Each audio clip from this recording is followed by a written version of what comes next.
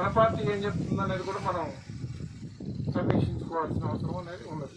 అది తెలుసుకున్నప్పుడే మనం పార్టీ సభ్యులంగా ఖచ్చితంగా గ్రామాలలో వర్గాల దృష్టితోటి పనిచేయడానికి అవసరమైన మనం కార్యక్రమాన్ని తీసుకొని పోవడానికి ఉపయోగపడుతుంది. అది లేకపోతే ఈ వాళ్ళకి మనకి కూడా పెద్ద తేడా ఏమీ ఉండదు. వాళ్ళు ఎంతో మనం అంతే లాగుతుంది తప్ప ఇంకొడతాం. అందుకనే రెండోది, కమ్యూనిస్టులు అంటే అంతర్జాతీయవాదులు.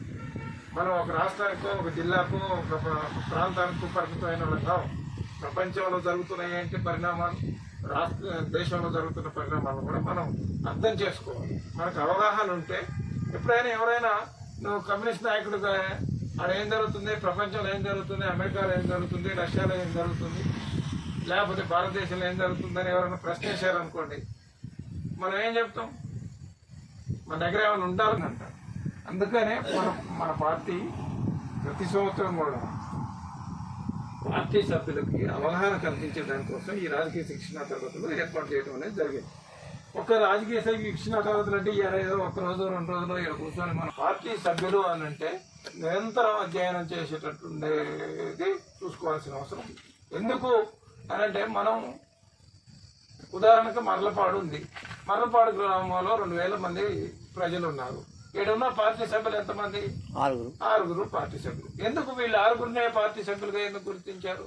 లేదు, మనకు 100 ఓట్లు ఉన్నాయనుకోండి, 100 ఓట్లలో 6 మనం పార్టీ సభ్యులుగా ఎందుకు ఎంచుకున్నాం అంటే ఈ 6 కూడా కొంచెం ఉన్నత స్థానంలో ఆలోచించి వర్గ దృష్టితోటి పేద ప్రజల యొక్క ప్రయోజనాలు కాపాడే దానికోసం, ప్రధానంగా పేదలు, కార్మికులు, వీళ్ళ యొక్క పేద రైతులు, వీళ్ళ యొక్క ప్రయోజనాలు, ఈ వర్గాలకు ప్రాతినిధ్యం వహించే వాళ్ళు వీళ్ళు 6. మిగతా వాళ్ళు ఉన్నారంటే మిగతా పార్టీలన్నీ బూర్జువా పార్టీలన్నీ భూస్వాములకి, పెట్టుబడిదారులకి, వీళ్ళకి కొమ్ము కాసే పార్టీలు తప్ప పేద ప్రజల ప్రయోజనాలు కాపాడే పార్టీ కాదు అనేది మనం అర్థం చేసుకోవాల్సిన అవసరం అనేది ఉంది. లేకపోతే ఇవాళ ప్రపంచంలో జరుగుతున్న పరిణామాలు చూసుకుంటే ప్రధానంగా ఇటీవల కాలంలో ఒక 2 సంవత్సరాల కాలం నుంచి ఒక పెద్ద 2 యుద్ధాలు జరుగుతున్నాయి. ఒకటి రష్యా ఉక్రెయిన్ యుద్ధం, రెండోది ఇజ్రాయెల్ పాలస్తీనా యుద్ధం. ఈ 2 యుద్ధాలు కూడా ఎవరి కోసం జరుగుతున్నాయి?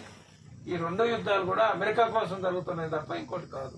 ఎందుకు అమెరికా ఇవాళ పెట్టుబడిదారు దేశంగా ఉంది. ప్రపంచంలోనే అతిపెద్ద ఆర్థిక వ్యవస్థ ఉండి పెద్దన్న పాత్ర పోషిస్తూ ఉంది.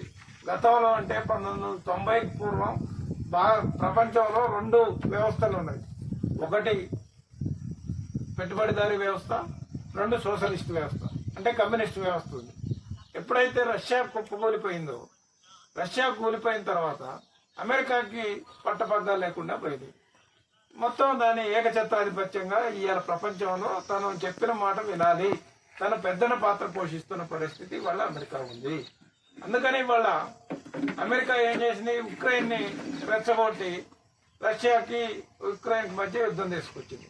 వాస్తవంగా ఉక్రెయిన్ అనేది చిన్న దేశం, రష్యా పెద్ద దేశం. రష్యాలో ఉన్న ఏదైతే ఆయుధ సంపద ఏదైతే ఉందో ఉక్రెయిన్లో కనీసం దాంట్లో 10% కూడా ఉండదు. అయినా ఇప్పటికీ మనం యుద్ధం ప్రారంభమైన ఏమనుకున్నాం అంటే ఉక్రెయిన్ 10 రోజుల్లోనూ 15 రోజుల్లోనూ లొంగిపోద్ది, అసలు ఉక్రెయిన్ నాశనం అయిపోద్ది అని అనుకుంటున్నాం. కానీ ఇవాళ చూస్తే 2 సంవత్సరాలైనా అది తలొగ్గట్లేదు. ఎందుకు అంటే దాని వెనక ఏదైతే అభివృద్ధి చెందిన దేశాలుగా ఉన్న అమెరికా కానివ్వండి, బ్రిటన్ కానివ్వండి, ఫ్రాన్స్ కానివ్వండి, ఇటలీ కానివ్వండి, జర్మనీ కానివ్వండి, జపాన్ కానివ్వండి, ఈ దేశాలు ఏదైతే ఉన్నాయో ఈ దేశాల అండ మొత్తం కూడా ఉక్రెయిన్కు ఉన్నది. ఈ రష్యా మీద దాడి చేసే దాంట్లో, రష్యా చేసిన దాడిని తిప్పికొట్టే దాంట్లో వాళ్ళకి మొత్తం ఆయుధాలు కానివ్వండి, అట్లాగే ఆర్థిక వనరులు కానివ్వండి మొత్తం కూడా సమకూరుస్తుంది అమెరికా. అందుకనే అది ఉక్రెయిన్ నిలబడి ఉన్న పరిస్థితి ఉంది. మరి ఈ యుద్ధం వల్ల మనకేంటి? మనకు లాభమా నష్టమా? ఈ యుద్ధం వల్ల మనకు నష్టం. ఎలా నష్టం అని అంటే భారతదేశానికి 35% పామాయిల్ ఉక్రెయిన్ నుంచి దిగుమతి అవుతుంది.